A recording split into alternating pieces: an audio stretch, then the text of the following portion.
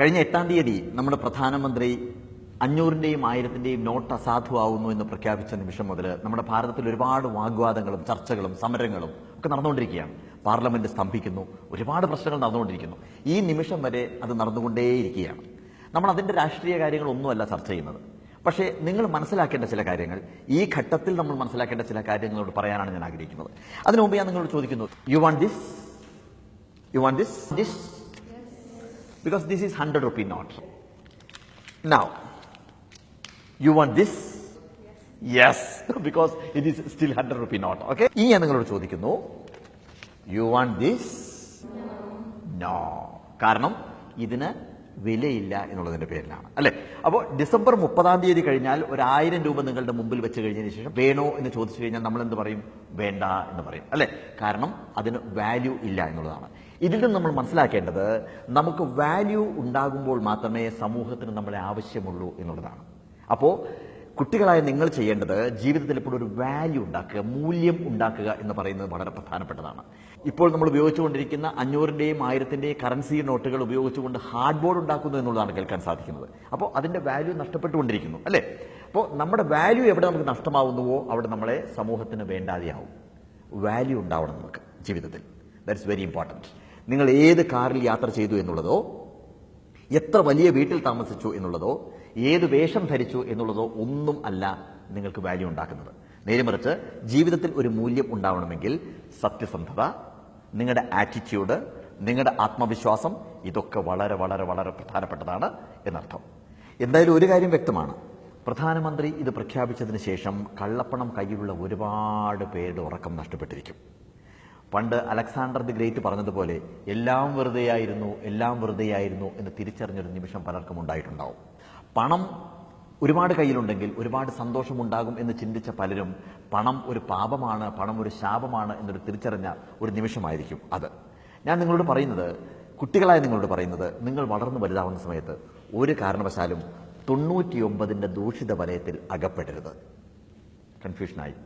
എന്താണ് 99-ന്റെ ദൂഷിത വലയം എന്നുള്ളത്, അല്ലേ? ഞാൻ നിങ്ങളോട് ചെറിയൊരു കഥ പറഞ്ഞു തരാം. ഒരു ശുരകൻ എന്നും ഒരു കൊട്ടാരത്തിലേക്ക് വരുമായിരുന്നു. എന്തിനാണ്? രാജാവിന് ക്ഷൗരം ചെയ്യാനായിട്ട് എല്ലാ ദിവസവും വരും. ഈ ശുരകൻ വരുന്ന സമയത്ത് വളരെ ഹാപ്പിയാണ്. അദ്ദേഹം പാട്ട് പാടി നൃത്തം ചെയ്ത് മനോഹരമായിട്ടാണ് അദ്ദേഹം വരുന്നത്. അതുമാത്രമല്ല, അദ്ദേഹത്തിന്റെ മുഖത്ത് വല്ലാത്തൊരു തേജസ് ഉണ്ടായിരുന്നു. പക്ഷേ ഈ രാജാവിന് ധാരാളം ധനമുണ്ടായിരുന്നു. നിലവറയിൽ കെട്ടിവെച്ച കണ്ടമാനം നോട്ടുകൾ ഉണ്ടായിരുന്നു. നിലവറയിൽ അടുക്കി വെച്ച മുത്തും പവിഴവും മരതകവും മാണിക്യവും എല്ലാം ഉണ്ടായിരുന്നു. പിടിച്ചടക്കിയ രാജ്യങ്ങൾ ഒരുപാടുണ്ടായിരുന്നു. പക്ഷേ ഈ രാജാവ് അസ്വസ്ഥനായിരുന്നു. അദ്ദേഹത്തിന്റെ മുഖത്ത് മുഴുവൻ ചുളിവുകൾ വീണിരുന്നു. അദ്ദേഹം എപ്പോഴും അസ്വസ്ഥനായിരുന്നു.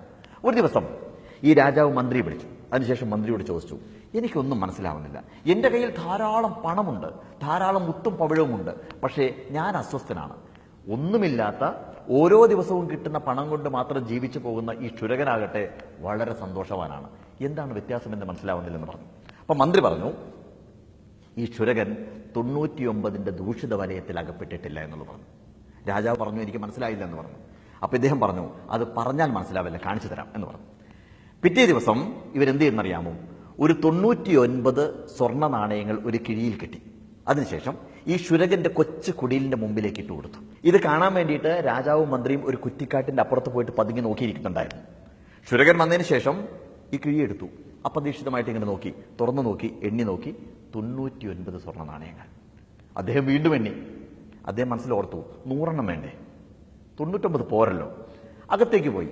ഈ രാജാവും മന്ത്രിയും കാണുന്നത് നേരം വെളുക്കുന്നത് വരെ വിളക്ക് കത്തുന്നു, ഇദ്ദേഹം എണ്ണി നോക്കുന്നു, വീണ്ടും വിളക്കണയുന്നു, എണ്ണി നോക്കുന്നു. ഇത് തന്നെ കണ്ടുകൊണ്ടിരിക്കുക. രാവിലെ വരെ അത് തുറന്നു. പിറ്റേ ദിവസം കൊട്ടാരത്തിലേക്ക് ശുരകൻ വരുന്ന സമയത്ത് മുഖം മുഴുവൻ അസ്വസ്ഥമായിരുന്നു. അദ്ദേഹത്തിന്റെ മുഖത്ത് ചുളിവുകൾ വീണിരുന്നു. അദ്ദേഹം നൃത്തം ചെയ്തിരുന്നില്ല, അദ്ദേഹം പാട്ട് പാടിയിരുന്നില്ല. അസ്വസ്ഥമായിരുന്നു അദ്ദേഹത്തിന്റെ മനസ്സ്. അദ്ദേഹം പെട്ടെന്ന് ജോലി കഴിഞ്ഞതിന് ശേഷം വീണ്ടും ഓടി. എന്തിനാണെന്നറിയാമോ? വൈകുന്നേരം ആകുമ്പോഴേക്കും ഒരു സ്വർണ്ണ നാണയം കൂടി എങ്ങനെയെങ്കിലും ഉണ്ടാക്കണം. കാരണം അപ്പോഴേ 100 തികയ്ക്കാൻ സാധിക്കുകയുള്ളൂ. അതുകൊണ്ടാണ് പൂന്താനം ജ്ഞാനപ്പാനയിലൂടെ പണ്ട് തന്നെ പറഞ്ഞു വെച്ചത്, 10 കിട്ടുകിൽ 100 മതിയെന്നും, ശതമാകിൽ സഹസ്രം മതിയെന്നും, 1000 പണം കയ്യിലുണ്ടാകുമ്പോൾ ആയുധമാകിൽ ആശ്ചര്യം എന്നതും എന്ന് പറഞ്ഞു വെച്ചത് അതുകൊണ്ട് തന്നെയാണ്. അതുകൊണ്ട് കുട്ടികളോട് എനിക്ക് പറയാനുള്ളത്, never follow money.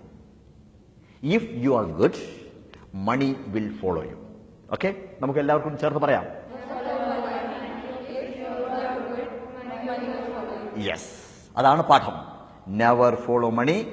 If you are good, money will follow you. Okay, thank you so much.